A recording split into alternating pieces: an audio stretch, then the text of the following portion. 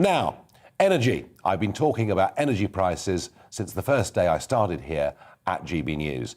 I've been talking about green subsidy since 2013, but not that many people really wanted to listen. Well, now they do. And joining me to discuss all of this is journalist and author Ross Clark. Ross, good evening. Good evening. Hi. Great piece you wrote in today's Daily Mail. It really was good. And I want Ross to share some of that, please, with our viewers this evening. First, the numbers. When people get their electricity bill, how much of that is green subsidy? How much of that is green tax? It's about 25.5% of it, which is extraordinary, unofficial tax. And this is in addition to VAT at 5%, by the way. Yes. And that sort of thing. I mean, this included in this, for example, we're all collectively paying £6.3 billion a year to something called the renewables obligation, which is subsidising wind, solar farms, biomass, power stations and the like. We're paying $2 billion collectively towards a climate change levy, which is a tax on gas and other fossil fuels. We're paying £640 million a year through something called the Energy Company Obligation, which funds insulation schemes, many of them shoddy, by the way, and which have, of course, houses have been trying to give a quick fix with cavity wall insulation, which has had to be subsequently removed. And so it goes on, and that's huge invisible tax. We're also paying, we're also going to have to pay $3.2 billion for smart meters over the next few years. Well, smart meters actually deserve a programme on their own, and I'm going to do that over the course of the next couple of weeks, and maybe you'll come back being the kind of investigative journalist that you are and share this with us. Ross, I mean, the reason we've got to 25% on electricity is, of course, because all the mainstream political parties support it. Mainstream media has been, certainly broadcasters until now, have been in support of it. But the ways in which some of the money goes, I've been astonished by. You mentioned there very briefly biofuels. Just share with GB News viewers what happens at a place called Drax in Yorkshire.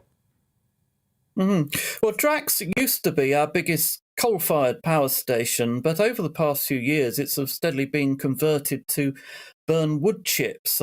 Now, these are imported from North American forests, and according to some calculations, this is an even filthier form of fuel than coal burning, because the idea that it's zero carbon, as the government claims, is ridiculous. I mean, burning wood emits large amounts of carbon. It's only zero carbon on the conceit that the trees have only grown in recent times, unlike coal, which has been buried under the earth for several million years. But it's releasing a lot of carbon in the air. It involves more carting the wood chips across the Atlantic. There's carbon emissions involved in that, and it's just completely ridiculous that the government claimed it to be zero carbon, and we're all paying for that. It's just unbelievable that people are paying for trees to be cut down in North America, transported across the Atlantic and burnt in Yorkshire, releasing loads of CO2.